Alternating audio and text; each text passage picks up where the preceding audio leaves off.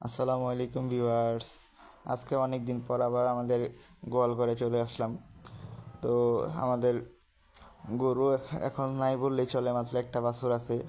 সবগুলা গরু আমরা বিক্রি করে ফেলছি এবং অসুস্থতার কারণে কয়েকটা গরুকে আমাদের কসাইয়ের কাছে বিক্রি করে ফেলতে হয়েছে। ঢাকার ভিতরে আসলে গরু পালা খুবই কষ্টসাধ্য।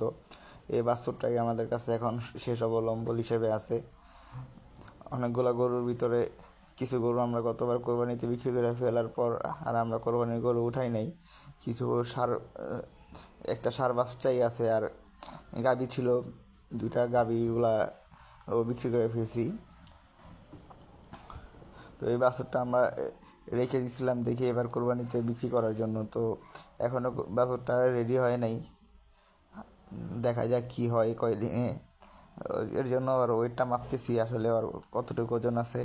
তো ওজন মেপে দেখলাম যে ফিতা দিয়ে মেপলাম। আমাদের হাতে এখন বর্তমানে স্কেল নাই, তো স্কেল না থাকার কারণে আমি ঠিকভাবে তো ওজন নির্ধারণ করতে পারবো না, তাই আমি ফিতা দিয়ে এটা মেপে দেখলাম ওর বডি ওয়েট কত আছে। তো মাপার পরে দেখলাম যে ওর বডি ওয়েট মাসাল্লাহ আল্লাহ দিলে ওর 176 কেজি ওজন আছে। হয়তো 4 কেজি বাড়বে, কমবে না আমার বিশ্বাস যেটা, কারণ আমি একটু গ্যাপ ছেড়ে ছেড়েই করলাম। তো গরুর ঘরটাকে এখন পরিষ্কার করে গরুটাকে গোসল করাই দিব আমি। গরুটা গোসল করায় ওকে খাবার দাবারের ব্যবস্থা করব। গরুর ঘরের অনেক দিন পর ঢোকার কারণে গরুর ঘর ঠিকভাবে পরিষ্কার আছে কিনা একটু দেখে মেখে এখন গরুটারে আগে গোসল করাই দিতেছি। কারণ গরুকে গোসল না করাইলে গরুর ঘরের আগে গোবরগুলো সরায় এখন গরুটারে গোসল করায় গরুর ঘরের পানিগুলো যেভাবে যায় একটু ভালোভাবে পরিষ্কার মরিষ্কার করে ঝাড়ু দিয়ে দিব। এই দেখেন, আমাকে দেখতে আমার বাচ্চারাও আসছে, যাতে গরুর ঘরে তো ওরাও সচরাচর যায় না, আমারও যাওয়া হয় না এই গরুর ঘরে সচরাচর।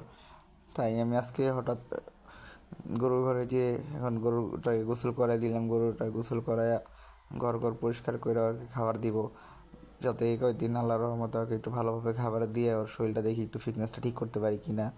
তো ওর মাকে বিক্রি করে ফেলার পরে থেকে ওর শরীরের গ্রোথটা একটু ভালো ছিল, কিন্তু ও একা হয়ে যাওয়ার কারণে এখন ওর গ্রোথটা আর কি আগে থেকে একটু হয়ে গেছে, একটু শুকিয়ে গেছে। এখনও পর্যন্ত ওদেরকে আমরা কোরবানির জন্য প্রস্তুত করা হয় না ওকে।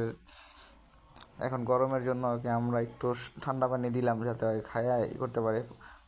আজ কয়দিন যাবৎ একটু প্রচুর রোদ উঠতেছে, তো টিন শেডের ঘরের ভিতরে ওকে রাখা, তো তো ঘরের ভিতরেও অনেক গরম হয়ে যায়। ফ্যান ছেড়ে রাখলেও শরীরটা অনেক গরম হয়, তাই ওকে আমরা এখন প্রতিদিন 2বার করে গোসল করাইতেছি। 2বার করে গোসল করাই, ঠান্ডা পানি খাওয়াই। কারণ আবদ্ধ অবস্থায় গরু থাকলে, একটা মানুষ থাকলেই তো অবস্থা খারাপ হয়ে যায়, আর এত একটু পশু পাখি বলবো যেন বলতে পারে না ওদের কী অবস্থা হয় গরমে। তাই ওদেরকে আমরা পরিচর্যার জন্য 2বার করে প্রতিদিন গোসল করে দিই। খাবার দাবারগুলো ভালোভাবে দেওয়ার চেষ্টা করি। আর বেশিরভাগ সময় আমরা চেষ্টা করি ওদেরকে আমরা কাঁচা ঘাস খাওয়ানোর জন্য। কাঁচা ঘাসটা খাইলে কি এই গরমের ভিতরে হিট স্ট্রোকের প্রভাব কমে যায়। তো গরুরকে অবশ্যই সকলের কাঁচা ঘাস দেওয়া দরকার, কারণ আল্লাহ তাআলা ওদের প্রধান খাদ্য হিসাবে ঘাসটাই রাখছে। কিন্তু ষাঁড়গুলো মোটা তাজা করার জন্য তো অবশ্যই দানাদার খাদ্য ছাড়া হয় না, তাই আমরা দানাদার খাদ্য দেই।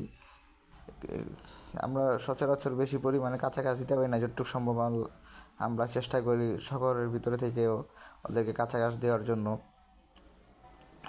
তো আর সকলে গরুকে এখন বেশি বেশি পানি খাওয়াবেন, যাতে গরুটা ঠান্ডা রাখতে পারেন, কারণ এই গরমের ভিতরে ওদেরকে একটু এক্সট্রা সেবা যত্ন নেওয়াটাই আমাদের প্রত্যেকটা সকলের দরকার। কারণ এই গরমে যদি একটা গরু হিট স্ট্রোক করে বসে মারা যায়, তো এই কোরবানির সময় আসলে একটা বিশাল পরিমাণ ক্ষতির সম্মুখীন হতে হয় খামারির। তাই সকলের জন্য দোয়া রইল, সকলে ভালো থাকবেন এবং আপনাদের প্রিয় গরু ছাগলগুলোকে একটু সেবা যত্ন করেন। আল্লাহ হাফেজ। আজকে এ পর্যন্তই, সকলের জন্য সকলে দোয়া রইল।